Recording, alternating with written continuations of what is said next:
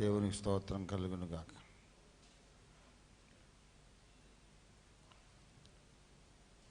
ఇక్కడ ఉన్న వారందరూ కూడా మ్యాక్సిమం ఓఫీర్ మినిస్ట్రీస్ ఇంటర్నేషనల్ సభ్యులు, ఓఫీరిస్టులు అని నమ్మకంతో మాట్లాడుతున్నాను. ఒకవేళ ఎవరైనా ఇతర సంఘాల సభ్యులున్నా పర్వాలేదు, ఇబ్బంది లేదు. ఇప్పుడు నేను చేస్తున్న ప్రకటన మాత్రం strictly only for the members of Ophir Ministries International, only for the members of Agape Full Gospel Churches. ప్రభువు నా ద్వారా ప్రారంభించి కట్టుచూ ఉన్నటువంటి అగాపే సంపూర్ణ సువార్త సహవాస సంఘముల సభ్యులకు మాత్రమే ఈ ప్రకటన. ఈ ప్రకటనను కట్ చేసి ఓఫీర్ మినిస్ట్రీస్కు సంబంధించిన గ్రూపులలో మాత్రమే దీన్ని మీరు పంపిణీ చేయాలి. పొరపాటును కూడా ఎవరు ఫేస్బుక్లలో పెట్టకండి. ఫేస్బుక్లో పెట్టినప్పుడు అవుట్ సైడర్స్ కూడా చూస్తారు. మరి ఇది ఓఫీరిస్టులు కాని వాళ్లకు ఈ ప్రకటన పొరపాటున మీరు చూడడం జరిగినా ఇది నాకు కాదులే, నాకు సంబంధించింది కాదు, ఓఫీర్ గారి వాళ్ళ ఫ్యామిలీ వ్యవహారం అని మీరు అనుకొని దాన్ని జస్ట్ ఇగ్నోర్ చేయాల్సిందిగా మనవి. అదేంటంటే ఆర్థికపరమైన ప్రకటన, అందుకొరకు నేను ఇంత ఖచ్చితంగా చెబుతున్నా. ఒక ఫైనాన్షియల్ పాలసీ నిర్ణయం ఒకటి కేంద్ర సంఘ కమిటీలో పెద్దలందరం కొన్ని మాసాలుగా చర్చించి ఒక తీర్మానానికి వచ్చాం. ఇప్పుడు నాకు వచ్చిన ఫోన్ కాల్స్ కూడా అవే, అయ్యగారు మీరు చేస్తానన్న ప్రకటన చెయ్యండి, మర్చిపోకండి అని. అదేంటంటే నేను స్థిరంగా మొదటి నుండి నమ్మిన ఒక సిద్ధాంతం ఏంటంటే, ప్రేమ లేనివాడు దేవుని ఎరుగడు. ప్రేమ కలిగిన వాడు అంటే మాటలతోనే కాదు, క్రియతోనూ సత్యంతోనూ ప్రేమించాలి. Brother, I love you so much, సహోదరుడా అంటే నాకు చాలా ప్రేమ అని అతడికి కావలసిన కనీస అవసరాలు లేకుండా బాధపడుతుంటే, చలిరాత్రి వచ్చాడు కప్పుకోవడానికి ఒక రగ్గు కానీ దుప్పటి కానీ ఇవ్వకుండా, ఆకలితో ఉన్నాడు భోజనం పెట్టకుండా, బ్రదర్ అమ్మ మీరంటే నాకు చాలా అభిమానం ప్రేమ అని అంటే అది ఒట్టి మాటలు, ఎంప్టీ టాక్. మనము మాటతోనే గాక క్రియతోనూ సత్యంతోనూ ప్రేమింతము అన్నాడు యోహాను భక్తుడు. అది నా జీవిత విధానం.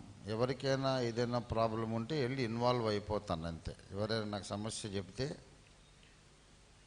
బాబు చెప్పకముందు నీ సమస్య, చెప్పిన తర్వాత ఇప్పుడు అది నా సమస్య, దీని అంతేంటో చూస్తాను, దానికి అవసరమైతే ఖర్చైనా కష్టమైనా నా ప్రాణం అడ్డేయాల్సి వచ్చినా ఆ సమస్య తీరిందాక ఇది నా బాధ్యత, just leave it to me అని ఇన్వాల్వ్ అయ్యి 40 సంవత్సరాలు అదే పాలసీ మెయింటైన్ చేశాను. ఇంకో 40 ఏళ్ళు దేవుడు నాకు ఆయుష్కాలం ఇచ్చినా అదే పద్ధతి మారదు. ఎందుకంటే లేఖనం మారదు, లేఖనం ఇంకా అలాగే ఉంది, క్రియతోనూ సత్యంతోనూ ప్రేమించాలి. లేఖనం మారదు కనుక లేఖనం ప్రకారం బ్రతకాలనుకున్న భక్తుని బ్రతుకు కూడా మారదు, అదే ప్రిన్సిపల్. అయితే అందువల్ల నేను చాలా గాయపడ్డాను, చాలా నలిగిపోయాను, అప్పుల పాలయ్యాను.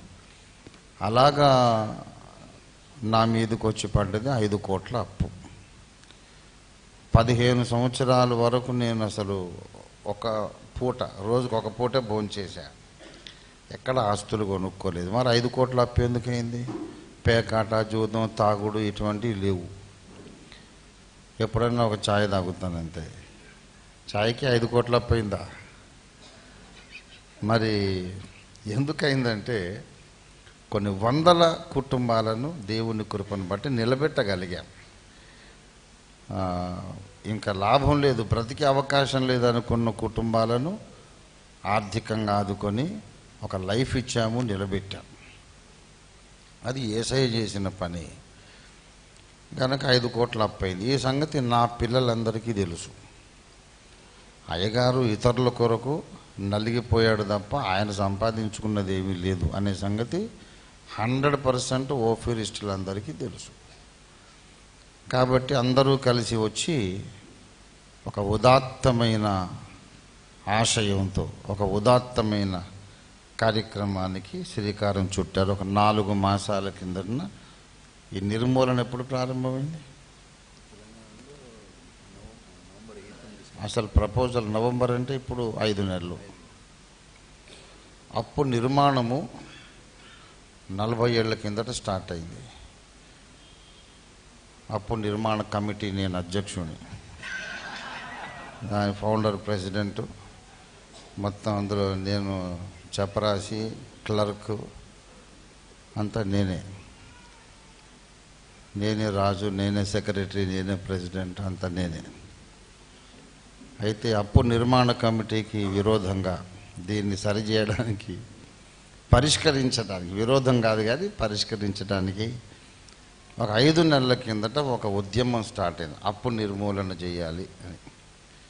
ఇది ప్రపంచ చరిత్రలో ఒక అద్భుతం.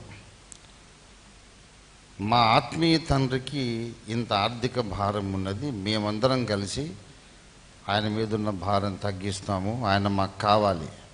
ఈ మెంటల్ టెన్షన్ ఆయన మీద ఉంటే ఈ బీపీలు ఇంకా ఏమేమి వచ్చేస్తాయో ఆయన్ని కాపాడుకోవాలని తామే బ్రతకడానికి కష్టంగా ఉన్నటువంటి నా పిల్లలు తలా కాస్త పోగు చేసుకొని ఈ అప్పు మేము తీరుస్తాము. ఇన్ని వేల మంది ఆయన పిల్లలు అంటున్నాం కదా, తలా చేస్తే 5 కోట్లు ఏ పాటి? ఒక్కడికైతే కష్టం, ఇద్దరికైతే కష్టం. 10,000 మందికి, 1,00,000 మందికి కష్టం కాదుగా అని పూనుకొని అప్పు నిర్మూలన కార్యక్రమం అనేది మొదలుపెట్టారు. దేవుని మహాకృపను బట్టి, దేవుని మహా ప్రేమ, ఆయన నడిపింపును బట్టి అందులో 4 కోట్లు దాదాపుగా తీరిపోయింది. ఇది ఎవరు ఊహించని విషయం. 4 కోట్లు తీర్చేశారు. అసలు ఎక్కడ రికార్డు లేదు. నేను అప్పు తీసుకున్నట్టే రికార్డు లేదు అసలు. ఎవరి దగ్గర నేను ప్రామిసరీ నోట్లు రాసి నా అవసరం ఉన్నదని నేను ఎప్పుడు ఎవరి దగ్గర నేను తీసుకోలేదు. ఏదో ఒక అమ్మాయికి పెళ్లి చేస్తున్నాను, ఒక 3 లక్షలు కావాలి బాబు, డబ్బు సర్దుబాటు చేయండి అని 10 మందిని అడిగి ఆ పెళ్ళి ఏదో గట్టెక్కించేసాం, సారి సామాన్తో సహా. వీళ్ళకి 3 లక్షలు నేను ఇస్తానని కమిట్ అయ్యాను.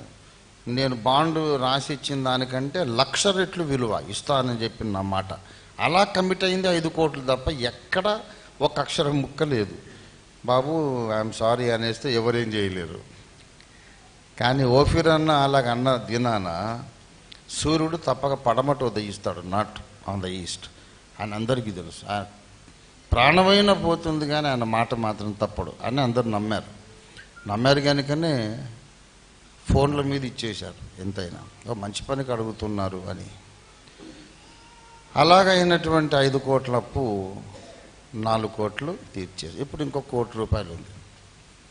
ఈ ₹1,00,00,000 తెలంగాణలో ఒప్పుకున్నటువంటి వారు ఇస్తారు.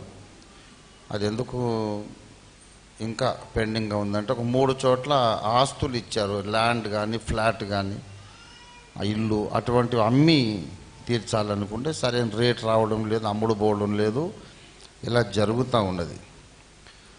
ఇప్పుడు ఈ అప్పు నిర్మూలన చరిత్ర ఇలా ఉంటూ ఉండగా ఒక కొత్త ప్రపోజల్, ఈ ప్రపోజల్ కూడా పెట్టింది ఎవరంటే మన సెంట్రల్ చర్చ్ సీనియర్ మోస్ట్ మెంబర్లలో ఒకడైనటువంటి బ్రదర్ పుల్లయ్య గారు ముందు ప్రతిపాదించారు. తర్వాత కమిటీ అందరం ఆలోచించాం, దీన్ని ఓకే చేశాం.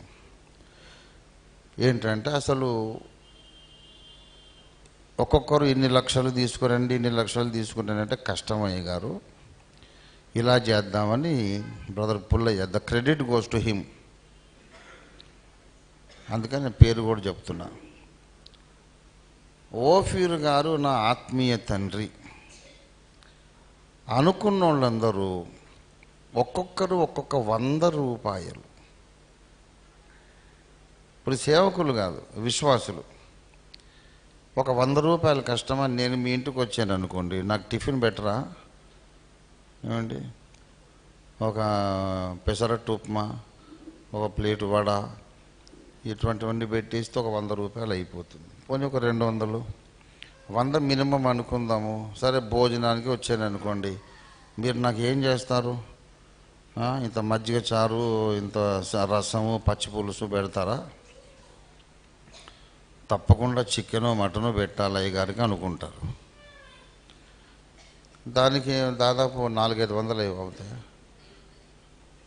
నెలకు ఒకసారి మీ ఇంటికి వచ్చాను అనుకోండి, నాకు భోజనం పెట్టాను అనుకోండి, అనుకొని ఆ అమౌంట్ పక్కన పెట్టి సెంట్రల్ ఎమర్జెన్సీ ఫండ్ ఒకటి క్రియేట్ చేస్తున్నాం. దానికి ఒక బ్యాంక్ అకౌంట్ ఉంటుంది. అయ్యగారికి ఈ నెల ఒక పూట నేను భోజనం పెట్టాను అనుకున్న వాళ్ళు మినిమం 100, అంతకు మించి ఎంతైనా ఇవ్వచ్చు. దైవజనులైతే ఒక 500, విశ్వాసులు మినిమం, దైవజనులు 500 మినిమం, విశ్వాసులు అయితే మినిమం ఒక 100. ఎవ్రీ మంత్ బ్లైండ్గా ఆ అకౌంట్లోకి వేసేయండి. ఇలాగ మేము డిపాజిట్ చేసామని నాకు మెసేజ్ పెట్టండి, వాళ్ళ పేరు ఎత్తి నేను ప్రార్థన చేస్తాను. ఇక ఇంకా ఎవరు ఇన్వాల్వ్ లేదు ఇందులో, నేనే. అప్పుడు సెంట్రల్ రిజర్వ్ ఫండ్ లోపలికి డబ్బులు వచ్చి పడతా ఉంటే మళ్ళీ మునుముందు మనం చేయాల్సిన ధర్మ కార్యాలకు, విధవరాండ్రకు కానీ అనాథలకు కానీ మనకు 2 ఆర్ఫనేజెస్ నడిపిస్తున్నాం మనం. ఆ 2 ఆర్ఫనేజెస్ కలిసి నెలకు 1,00,000 రూపాయలకు పైన అవుతుంది. మరి ఎక్కడి నుంచి పెడుతున్నాము? ఎవ్రీ మంత్ 1,00,000కు పైన 2 ఆర్ఫనేజీల మీద నేను పెడుతుంటాను. కాబట్టి ఇలాంటి మంచి కార్యాలు, ఇంకా సువార్త ప్రకటన కానీ, గ్రంథాలు ప్రచురణ కానీ, కరపత్రాలు వేయించడం కానీ, ఆయా వైద్య సంబంధమైనటువంటి మెడికల్ ట్రీట్మెంట్ కొరకు మనం సహాయం చేయటం. కొంతమంది క్యాన్సర్ అంటారు, operation, open heart, bypass surgery, heart surgery, ఇలాగా ఎన్నెన్నో ఎమర్జెన్సీస్. అలాంటి వాటికి ఉపయోగించడానికి కదా ఇంత అప్పు చేశాను నేను. కనుక రిజర్వ్ ఫండ్లో ఉంటే ఇక నేను మళ్ళీ ఎవరిని అడగను, అవసరమైనప్పుడు దాంట్లో నుండి ఖర్చు పెడతాం. మళ్ళీ ఈ అప్పు తీరిపోగా కొత్త అప్పు చేయకుండా క్రియతోనూ సత్యంతోనూ ప్రేమ చూపాలి అనే పాలసీ కంటిన్యూ చేస్తూ యోగ్యులైన వారికి, కొంతమంది వీళ్ళ ఈ సంఘానికి వెళ్తే బాగా ఆర్థికంగా సహాయం దొరుకుతుందని వచ్చే వాళ్ళను పక్కన పెట్టేస్తాం. వాడు రక్షణ పొంది సత్య సంబంధి అయి సత్యం కొరకు త్యాగాలు చేసి ఉన్నవాళ్ళు, దేవ దర్శనం కలిగిన వాళ్ళు ఎవరైనా ఉంటే దేవుని యందు స్థిరంగా నిలిచిన వాళ్ళ అవసరాలు మనం పట్టించుకుంటాం. కానీ దేవ విరోధులు, స్వార్థపరులు, ఏదో లాభము ఆశించి వచ్చే వాళ్లను ఎన్కరేజ్ చేయడం ఉండదు. పరిశుద్ధాత్మ దేవుని నడిపింపు క్రింద యోగ్యులైన వారికి సహాయం అందిస్తూ ఉంటాం. ఈ అప్పులు తీరిపోతాయి, కొత్త అప్పులు కాకుండా ఉంటాయి. తర్వాత గ్రంథాలు ప్రచురించడానికి కానీ, సువార్త ప్రకటించడానికి మనకు పుష్కలంగా నిధులు ఉంటాయి. ఒక్కొక్క 100 రూపాయలు 1,00,000 మంది వేస్తే అది 1,00,00,000 రూపాయలు. ఇందులో మళ్ళీ దొంగచాటుగా చేసే పని ఏమి ఉండదు. బ్యాంక్ అకౌంట్ కనుక ప్రభుత్వం లెక్కలు అడుగుతుంది, ఎక్కడి నుంచి వచ్చినాయో మొత్తం రికార్డు ఉంటుంది, పన్ను కట్టమంటే కట్టేస్తాం. అందులో ఇంకా ఏది దొంగచాటు వ్యవహారం ఉండదు. ప్రభుత్వానికి ఓపెన్, ఎవరైనా చూడాలనుకుంటే వాళ్ళకు కూడా అకౌంట్ ఓపెన్గా ఉంటుంది, ఎవ్రీథింగ్ ఓపెన్. దీని కొరకు ఒక సెంట్రల్ కమిటీ వేస్తాము, తర్వాత రాష్ట్రాల వారీగా కమిటీలు, జిల్లాల స్థాయి కమిటీలు వేస్తాం. సో ఇక నుండి అప్పు నిర్మూలన కమిటీ అనేది అలా ఉంటూ ఉండగా సెంట్రల్ రిజర్వ్ ఫండ్ కొరకై ఒక కమిటీ వేస్తాం. దీనికి అంతటికి సిగ్నేటరీ కానీ ఫండ్ ఆపరేట్ చేయడం కానీ రంజిత్ తోఫీర్ గారు ఒక్కడే, ఇంకా ఎవరు ఉండరు. కనుక మీరు ఎటువంటి అనుమానాలు పెట్టుకునే అవసరం లేదు. అయ్యగారు అయ్యగారికి తెలియకుండా జరుగుతుందేమో, ఆయన అనుకున్నది చేయలేడేమో అనేది నా చేతులు కట్టేసే వాళ్ళు ఎవరు అగాపే సంఘంలో లేరు. అందరూ నా హ్యాండ్ ఫ్రీ కావాలనే వాళ్ళే తప్ప, మన నాయకులందరూ కూడా అయ్యగారి హ్యాండ్ ఫ్రీ ఉండాలనే తప్ప నా చేతులు కట్టేసే వాళ్ళు ఎవరు లేరు. కనుక అందరూ సహకరించండి. రంజిత్ ఓఫీర్ గారి బోధ ద్వారా, పరిచర్య ద్వారా నేను దీవించబడ్డాను, రక్షింపబడ్డాను, ఆత్మలో ఎదిగాను. నేను ఆయన కుటుంబ సభ్యుడు, ఆయన మాకు తండ్రి అనే అభిమానం ఉన్నోళ్ళు మాత్రమే ఈ పని చేయాలి. ఆయన కూడా అనేక మంది సేవకుల్లో ఒకడు అనుకున్నోళ్ళు ₹1 కూడా ఇవ్వద్దు. ఇది నా ఆజ్ఞ. ఎవరైనా ఇస్తామన్నా సరే వాళ్ళని మేము అడుగుతాం, మీరు ఎందుకు ఇస్తున్నారు, మీకు ఓఫీర్ గారికి ఏంటి సంబంధం, ఇది ఓఫీర్ గారి కుటుంబ వ్యవహారం. నా ఇంట్లో ఒక బిడ్డ పెళ్లి చేసేటప్పుడు నా కొడుకుల్ని కూతుళ్ళని అడుగుతా, తలా వచ్చేయి అంటాను. ఊరి మీద బిచ్చం ఎత్తుకొని నేను. కనుక ఇది నా ఇంట్లో సభ్యులకు నేను చెప్పే మాట, బయట వాళ్ళకు కాదు. బయట వాళ్ళకు ఈ మెసేజ్ వెళ్ళకూడదు. పొరపాటున వెళ్ళినా బయట వాళ్ళు మీరు ఎవరైనా వింటుంటే దయచేసి పక్కన పెట్టేసేయండి, ఇదేదో వాళ్ళ పిల్లలకి చెప్పుకున్నాడండి, మాకు సంబంధం లేదని. ప్రతి నెల అగాపే సంఘాల సభ్యులు, పాస్టర్స్ కాదు, సభ్యులందరూ కనీసం ఒక 100, పాస్టర్స్ అందరూ కనీసం ఒక 500. ఇది లెక్క. Central reserve fund bank account open చేసి మీకు అందరికీ పంపిస్తాము. పాస్టర్స్ అందరూ మీ సభ్యులను ఎంకరేజ్ చేయండి. పాస్టర్స్ అందరూ ఈ సంఘాల్లో ప్రకటించండి. మీరు దశంభాగం ఇక్కడ ఇస్తూ ఉండగా, స్వేచ్ఛార్పణ, కృతజ్ఞతార్పణ అన్నీ ఇస్తూ ఉంటుండగా మన కేంద్ర నాయకుని యొక్క దర్శనాన్ని ముందుకు తీసుకెళ్ళడానికి మన వంతు ఈ సహకారం, కొద్దిపాటి సహకారం మనం తప్పకుండా అందించాలని సేవకులందరూ మీ సభ్యులను ఎంకరేజ్ చేయండి. చాలామంది చిన్న పిల్లలు, నిరుద్యోగులు అందరూ చేయగలిగినటువంటి కార్యము మినిమం అమౌంట్ ₹100 ఎ మంత్, రోజు కాదు నెల మొత్తానికి. అంటే రోజుకి ఎంత, 30 రోజులకు ₹3.5. ఒక రోజుకు ₹3 పక్కన పెట్టేస్తే నెలకు 100 అయిపోతుంది. అసలు ₹3 ఒక రోజు పెట్టగలరా? ఇప్పుడు నాకు ₹3 కావాలి, తేగలరా? చాలా కష్టం. అంటే ఒక రూపాయి అనే దానికి అంత విలువలేని రోజుల్లో మనం బ్రతుకుతున్నాము. మరి మన దేశభక్తుల ప్రభుత్వం పుణ్యమాని అసలు రూపాయి దానికి విలువే లేకుండా పోయింది. రూపాయి నోటుకు అందం కూడా లేకుండా పోయింది. కాబట్టి ఏం బాధపడకుండా మనం 100 కర్మ సార్, 500 కూడా ఇవ్వగలం అనేవాళ్ళు ఎందరో ఉన్నారు. మీరు ఎంత ఇచ్చినా అభ్యంతరం లేదు. మినిమం చెప్పాం, మ్యాక్సిమం ఎంత ఇవ్వచ్చు. So agape full gospel ministry central reserve fund start అవుతుంది. దాని మీద చైర్మన్, ఆపరేట్ చేసేవాడు, టోటల్ రెస్పాన్సిబుల్ పర్సన్, లెక్కలు చెప్పుకోవడం కానీ, దాని డిస్బర్స్మెంట్ కానీ మీ యొక్క కేంద్ర నాయకుడు, వ్యవస్థాపకుడు, జాతీయ వ్యవస్థాపక అధ్యక్షుడు రంజిత్ ఓఫీర్, నేనే, ఇంకా ఎవరు కాదు.